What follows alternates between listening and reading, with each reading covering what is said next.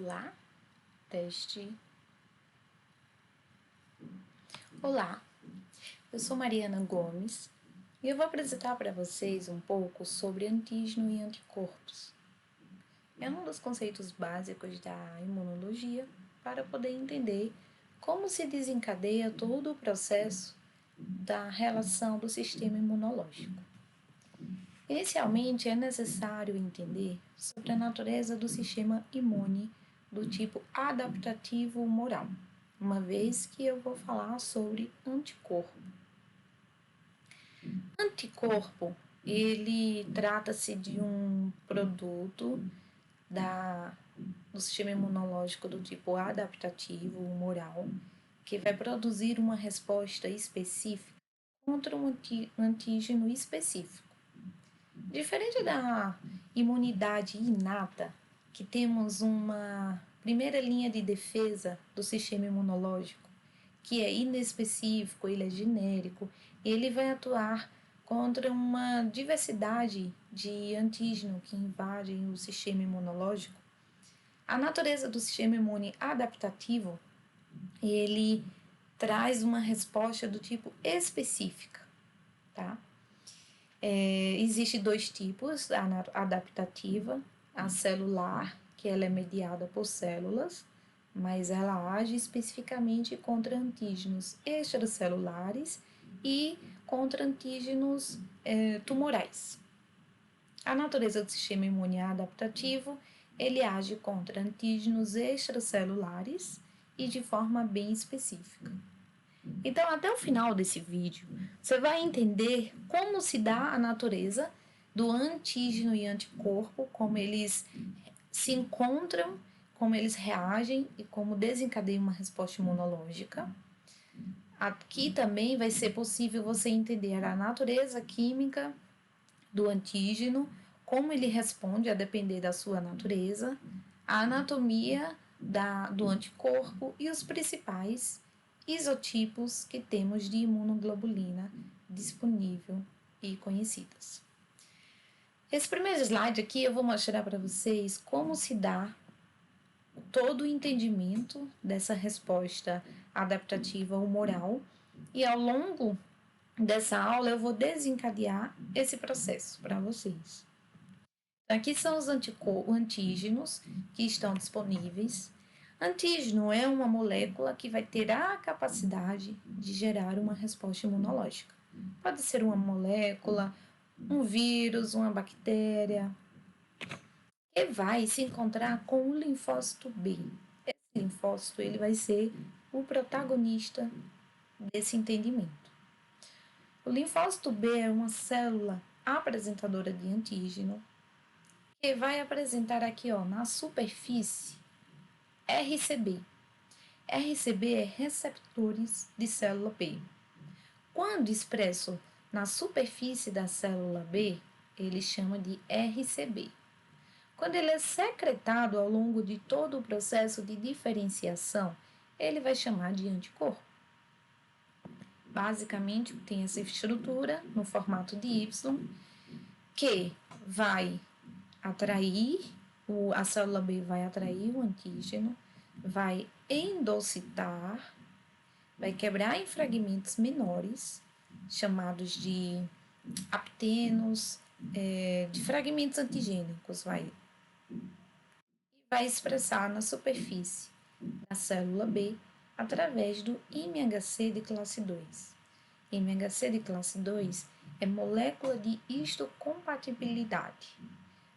Vai quebrar esses fragmentos e apresentar na superfície para, a depender da natureza química desse antígeno, ele vai precisar de uma célula auxiliar que se chama T-help2 ou T auxiliar do tipo 2. Essa afinidade vai acontecer entre eles, vai ter a produção de citocina mediada pelo linfócito B para que ele se diferencie em plasmócitos e células de memória. Células de memória ficarão armazenadas no organismo e poderá ser usada no futuro para desencadear uma segunda resposta frente a esse antígeno. Já os plasmócitos irão se diferenciar em milhões de cópias, produzindo anticorpo específico para o antígeno. Essa natureza do antígeno aqui representado mostra que ele depende de uma célula auxiliar para contribuir nesse processo, mas alguns não precisam desse auxiliar e é chamado de antígeno independente, T independente. Vimos aqui basicamente que a estrutura desse slide vai desencadear toda uma resposta frente a um antígeno específico que vai produzir um anticorpo contra um antígeno específico. Se chama de natureza do tipo humoral, mas é adaptativo, não celular, mas vimos basicamente que existe uma correlação que necessita de um linfócito T auxiliar. Vamos falar até o final dessa aula, basicamente, sobre os princípios básicos dessa interação antígeno e anticorpo. Vamos seguindo aqui. Então, essa aula é sobre antígeno e anticorpo. E até o momento eu não fiz a definição sobre antígeno para vocês. O antígeno aqui representado é uma molécula que vai desencadear a produção de anticorpo, mas nada melhor do que definir como o próprio Tortora e colaboradores em 2017, que define que antígeno é uma substância que provoca a produção de anticorpo. Então, vamos ver que a natureza desse antígeno é o que vai determinar todo o processo do desencadeamento da resposta imunológica. Aqui apresento para vocês uma proteína. Proteínas são agrupados, aglomerados de aminoácidos que são excelentes imunogênicos. Imunogênicos porque ele tem uma capacidade de desencadear uma resposta imunológica, por isso que ele é chamado de imunogênico. Não que somente as proteínas sejam. Aqui temos um polissacarídeo representado pela celulose, que são estruturas repetidas, que também são bons imunogênicos, mas não tão quão comparado com as proteínas. Aqui também representado apitenos. Apitenos são moléculas de baixo peso molecular que, por si só, não conseguem desencadear uma resposta imunológica, mas quando associada com alguma substância, alguma proteína, principalmente do hospedeiro, ela tem essa capacidade de se tornar imunogênica. Então, em suma, aqui representamos uma proteína, um excelente imunogênico, polissacarídeos são imunogênicos, mas não tão bom quanto a proteína. E também temos a classe dos lipídios, que geralmente precisam de estar associado com a proteína e o polissacarídeo, e os ácidos nucleicos são baixos imunogênicos. Então, o desencadeamento das vacinas, eles são dados a partir da natureza química desse antígeno. É necessário encontrar antígenos que tenham uma capacidade imunogênica de produzir uma resposta imunológica na maioria dos indivíduos. Por isso que, em tese, as vacinas demoram a ser produzidas, porque vai depender também da natureza química desse antígeno. Agora eu vou dar um zoom aqui no apiteno para vocês. Esse apiteno, como falei, é baixo peso molecular, que por si só não vai desencadear uma resposta imunológica, mas ele vai ter a capacidade de se unir a uma molécula carreadora, formando um conjugado apiteno carreador. Essa proteína aqui geralmente é do hospedeiro, que ele vai se utilizar para agregar e se unir para ele e gerar uma resposta. É o que nós temos, por exemplo, o caso da penicilina. É um fármaco que tem uma capacidade de gerar alergia em alguns indivíduos. Por quê? Ela é um apiteno, ela é baixo peso molecular, vai se unir com uma proteína do hospedeiro e vai desencadear a resposta alérgica. Então, ela por si só, ela não desencadearia essa resposta, mas ela vai se unir com uma proteína do hospedeiro e vai gerar essa resposta alérgica. Não que ela tenha por si só essa resposta, mas ela também tem a reação cruzada com fármacos do grupo da cefalosporina.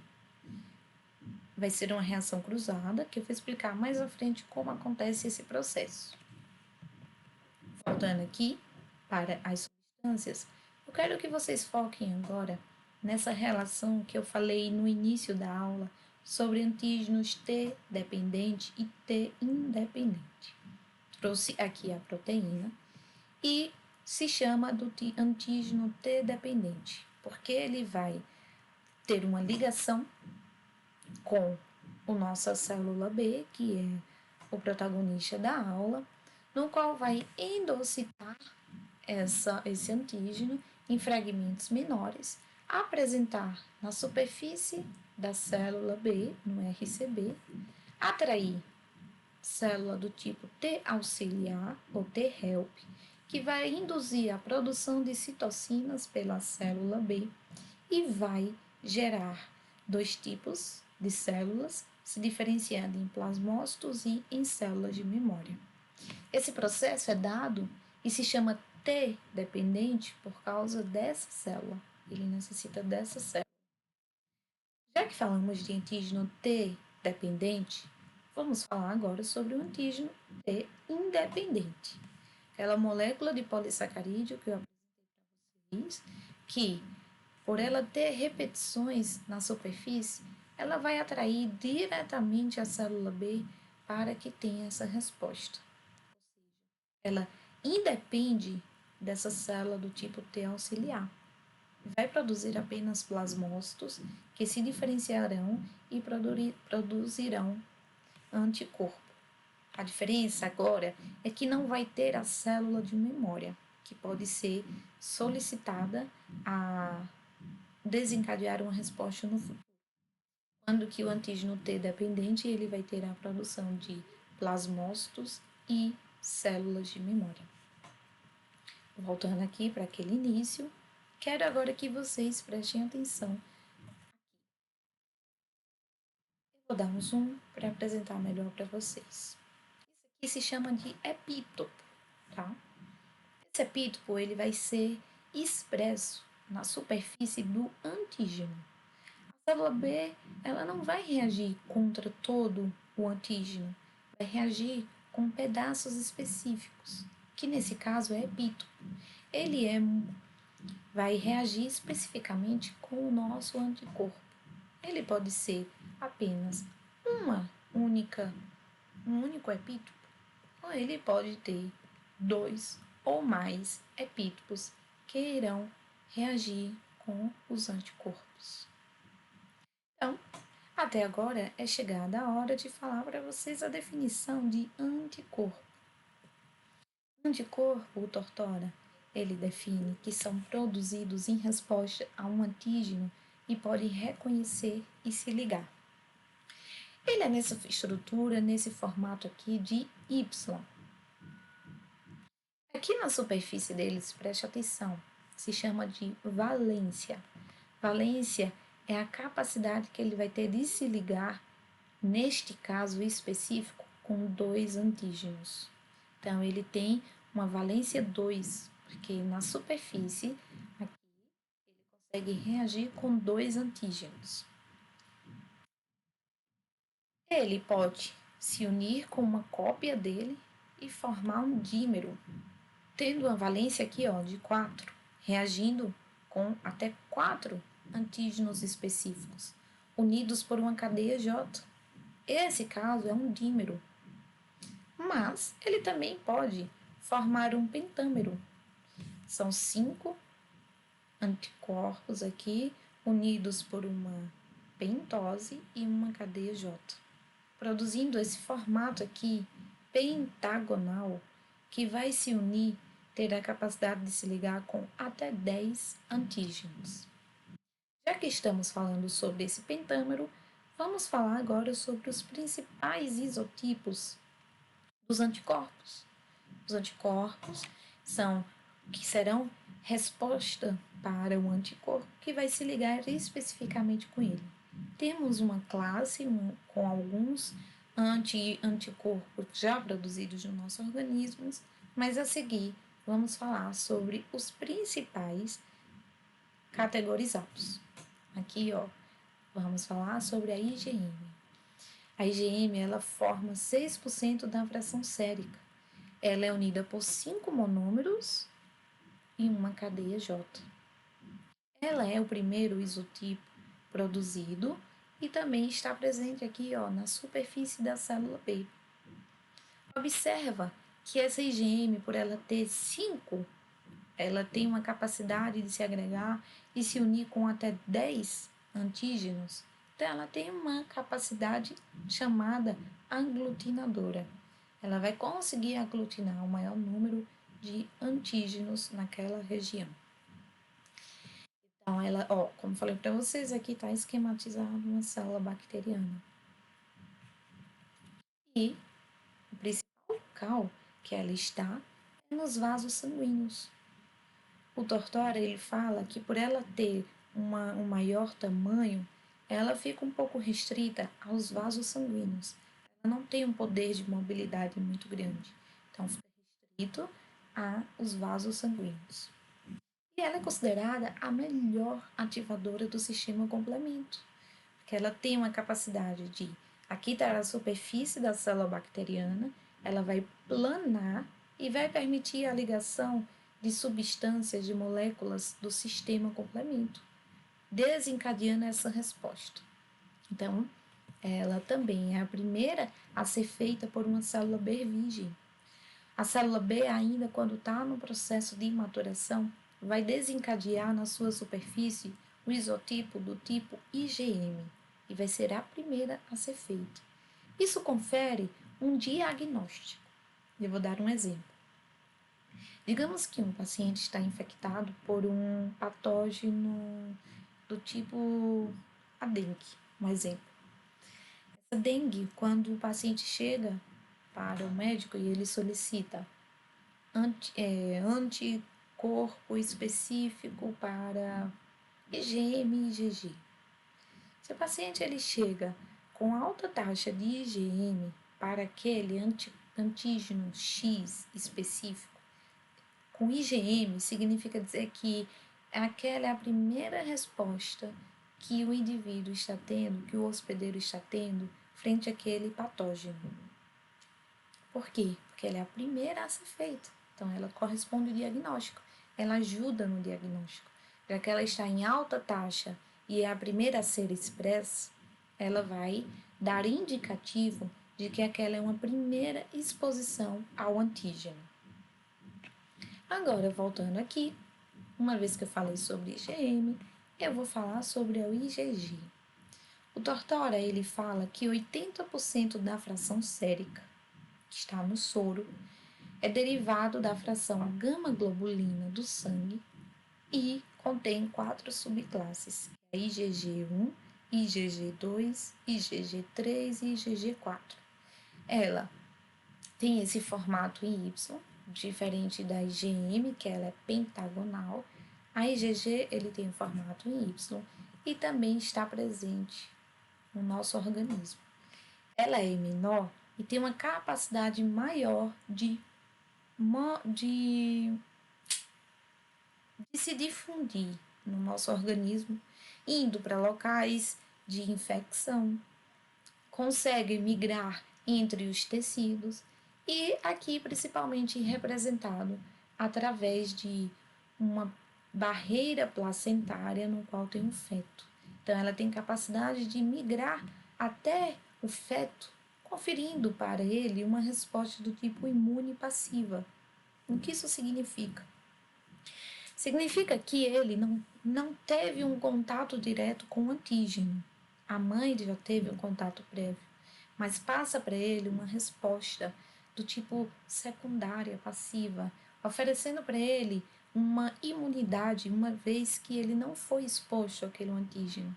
Então, essa IgG, ela migra para o local do bebê, naquele local, ultrapassa a placenta e vai conferir essa resposta imunológica secundária. Ela atua em bactérias e vírus e é a segunda melhor ativadora do sistema complemento, ficando atrás da IgM. Ela tem a capacidade de intensificar a eficácia de células fagocíticas e também vai conferir um diagnóstico. Uma vez que a IgM, que eu acabei de falar para vocês, ela confere uma resposta inicial, ela é a primeira a ser feita. A IgG, ela vai ter uma alta taxa numa resposta secundária. Então, voltando àquele caso da dengue, se o paciente chega com um IgG alto, significa que aquela não é uma primeira exposição a um antígeno, foi mais de uma vez. Então, ela também vai conferir um diagnóstico. Então, eu trago para vocês aqui esse esquema na relação de IgM e IgG que é produzido pelo Tortora, no qual o eixo Y, aqui nesse gráfico, ele vai corresponder ao título de anticorpo no soro. O eixo X ele vai corresponder tempo em dias. Então, imagine aqui uma exposição inicial àquele antígeno, no qual vai ter a produção de IgM e IgG. Observa que o pico de IgM é maior em menos tempo. Por quê? Porque ela é a primeira a ser produzida. IgG, ela vai ter uma produção, mas com picos mais tardio aqui, ó, entre 14 e 21 dias. Isso é numa primeira exposição ao antígeno. Agora nós vamos apresentar uma exposição secundária. Observa que IgG foi produzido uma alta taxa, muito maior, porque não é a primeira vez que ele está se expondo, é a segunda, a terceira e por aí em diante. IgM é a primeira na exposição diária, na exposição inicial. Na exposição secundária, ela se mantém o nível dela, mas aqui, ó, sobressai o IgG. Representa o IgG, mas pode ser o IgA ou o IgE, que é outro tipo de imunoglobulina que eu vou apresentar mais adiante. IgA. A IgA, ela corresponde a 13% da fração sérica. Ela é um dímero. Eu já apresentei para vocês essa anatomia do dímero, que são unidas por uma cadeia J. Essa forma sérica, ela ainda não é a forma mais efetiva que nós temos no nosso organismo. A mais efetiva é a IgA sérica. A IgA ela está presente principalmente nos líquidos, como saliva, leite materno, a lágrima, e expressa na mucosa, na superfície da malte. Ela, principalmente no colostro. O colostro é aquele primeiro leite materno que a mãe oferece para o bebê. Ela vai ter uma alta taxa de IgA.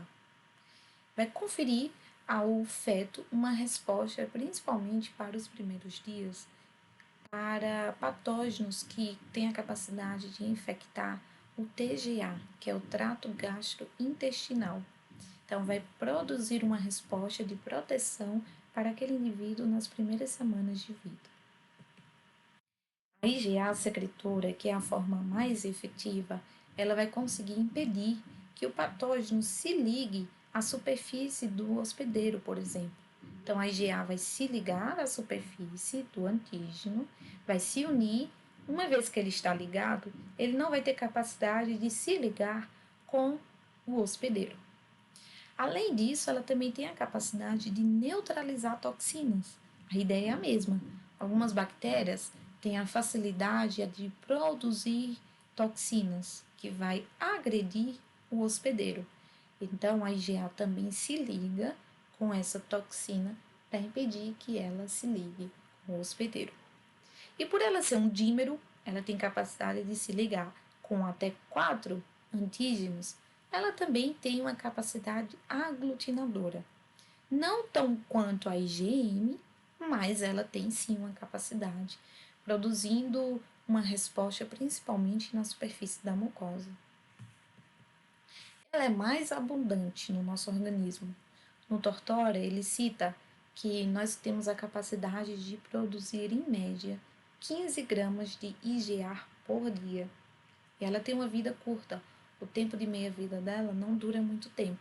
É por isso que muitas vezes respostas do tipo IgA, como por exemplo, gripes, infecção intestinal, ela dura um tempo menor comparado com outras patologias. Agora, vamos falar sobre a IgA secretora.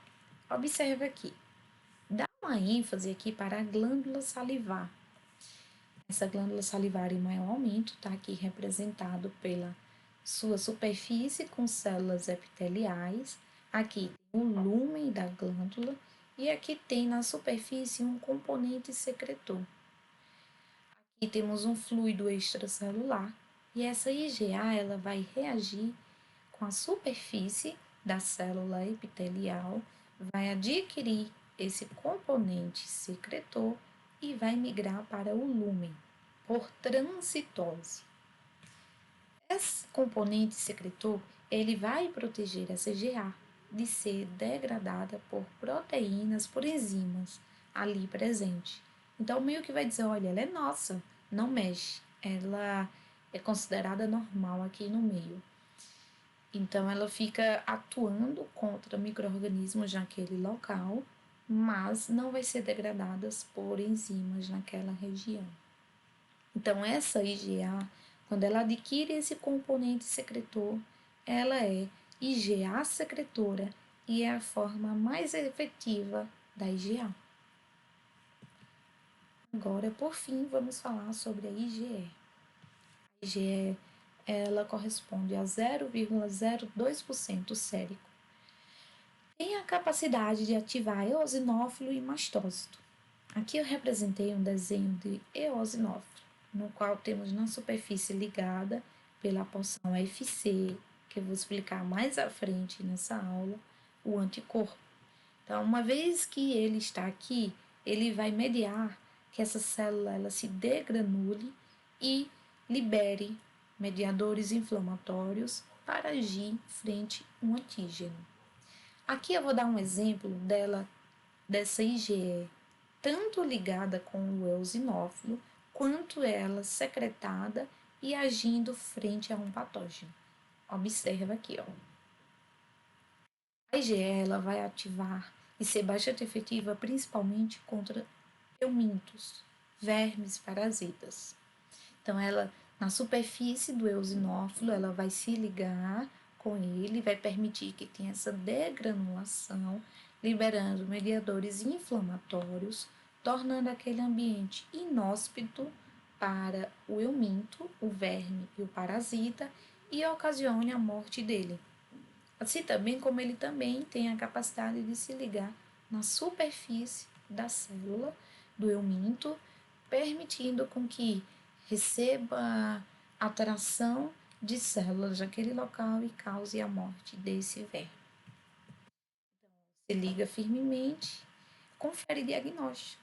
Um paciente com alta taxa de IgE nos exames é indicativo de que o paciente está infectado com vermes e parasitas e também serve para ajudar no diagnóstico de alergias, indicativo de alergias. E por fim, vamos falar sobre a IgD. A IgD ela corresponde a 0,02% sérico. Ela ainda não tem uma função bem definida e está presente no sangue, linfa e também na superfície da célula B. Quando está aqui presente na superfície da célula B, no caso B de bola, ela não costuma ser secretada, geralmente ela fica. Por fim, vamos falar sobre a anatomia desse anticorpo. Eu representei em todo esse tempo durante a aula com esse formato aqui de Y, mas nós sabemos que ela não é bem assim. Ela é nesse formato aqui. Vou explicar detalhadamente agora. Ela é formada por duas cadeias pesadas e duas cadeias leves. Nessa região se chama região constante. Já essa região aqui, ó, que eu representei como se fosse picotada, ela se chama de região variável e ainda região hipervariável. Eu vou explicar mais à frente também. unidas por pontes de sulfetos, são dois átomos de enxofre que liga cadeia pesada com cadeia pesada e cadeia pesada com cadeia leve. Isso permitindo uma flexibilidade também, uma vez que, por exemplo, essa ponte de sulfeto, ela é aquela ponte presente no fio do nosso cabelo, que determina se o fio vai ser liso, ondulado ou crespo. Além disso, também é ligado por dois açúcares e essa região se chama de fração cristalizável ou efetora. O Tortora ele cita que essa região fração cristalizável recebeu esse nome porque quando saía do estoque essa região estava cristalizada. Então se permaneceu até hoje esse nome. E essa região, apesar de ser constante, ela vai mudar a depender do isotipo, se vai ser IgA, IgE, IgD ou IgG. A depender do estímulo que o sistema imunológico vai dizer, eu preciso de um anticorpo específico para o meu minto, essa porção efetora, ela vai diferenciar a partir do isotipo do anticorpo que ele vai ter necessidade de usar no momento. E aqui também temos a enzima papaina, que vai permitir uma maior flexibilidade entre esses braços de cadeia pesada e leve.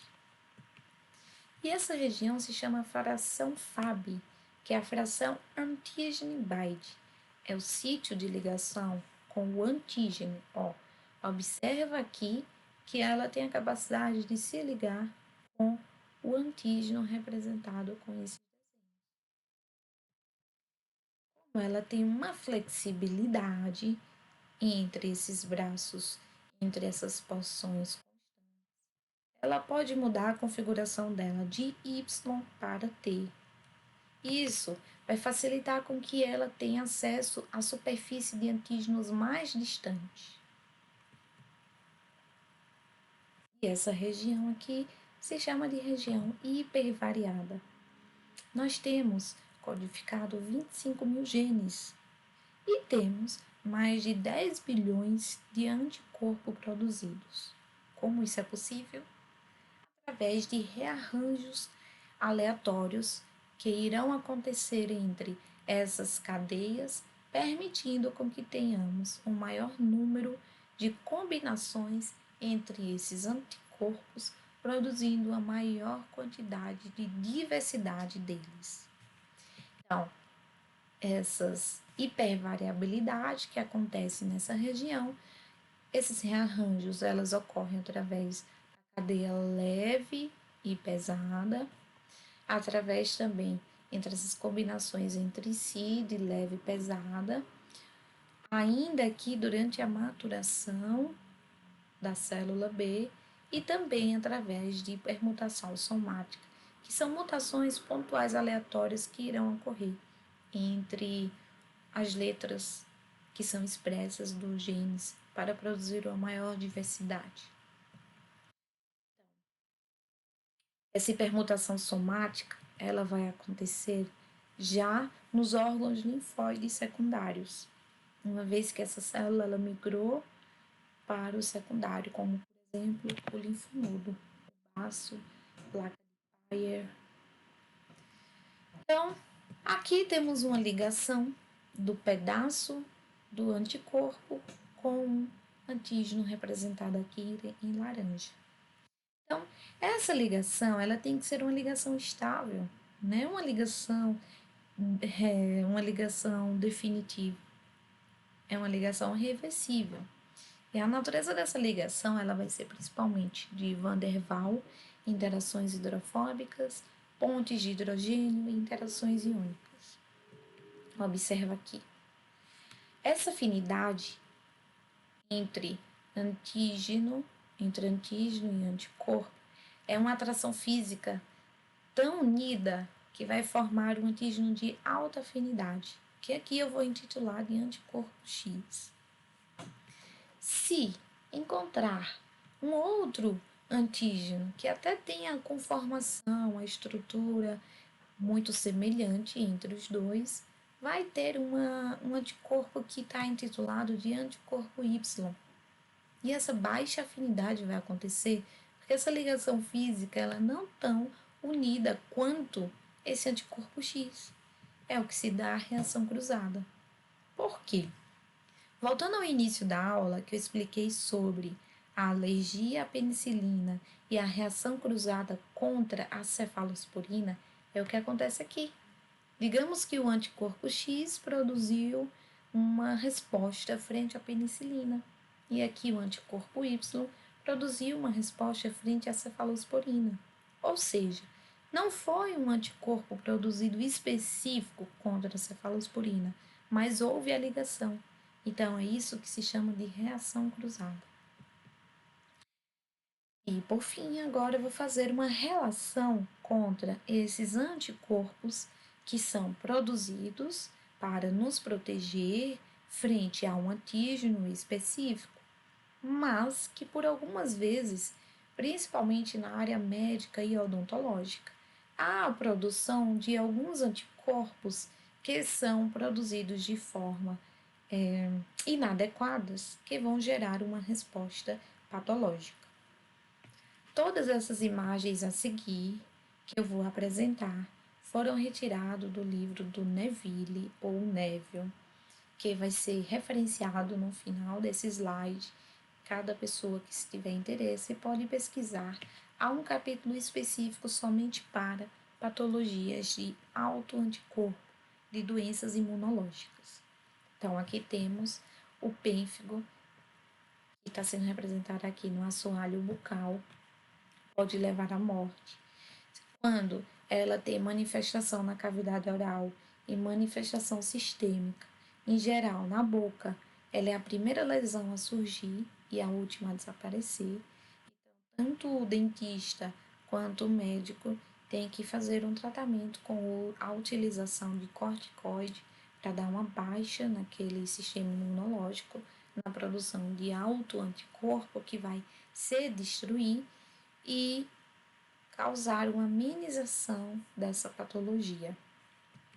Temos também a síndrome de Sjögren ou a síndrome de Sjögren, que é um diagnóstico praticamente clínico pela secura bucal na língua, causando ardência, queimor, e não somente acomete a cavidade oral, mas também a mucosa ocular e a região da genitália.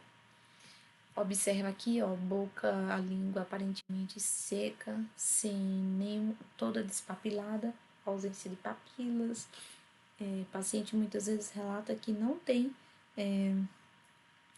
condição de comer nada apimentado nem salgado pela ardência que ela causa.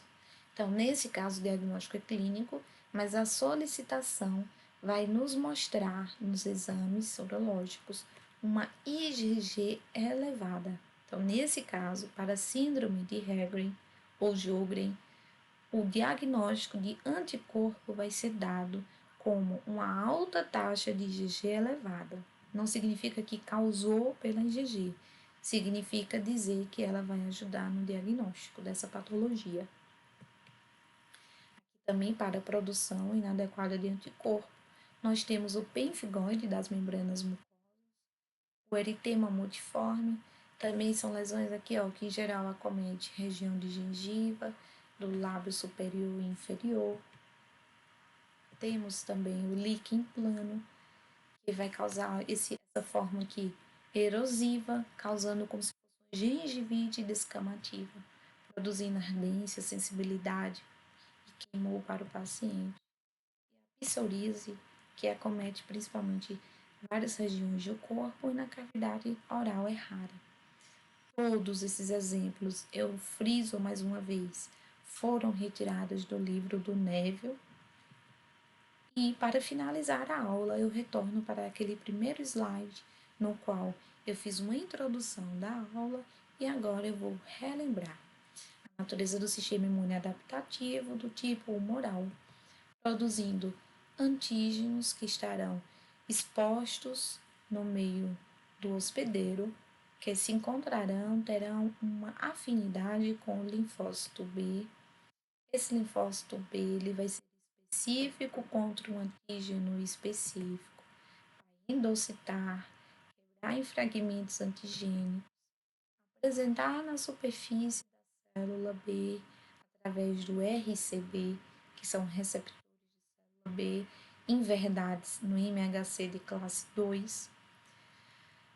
E, a depender da natureza química, vai precisar de uma célula para auxiliar, que vai ser o linfócito T-help ou T auxiliar do tipo 2, se unindo através de uma afinidade específica, produzindo citocinas, que irão ajudar esse linfócito B a se diferenciar em plasmócitos, em células de memória, e especificamente em plasmócitos, produzindo anticorpo contra antígenos específicos. Essas são as minhas referências bibliográficas. Agradeço a atenção e muito obrigada.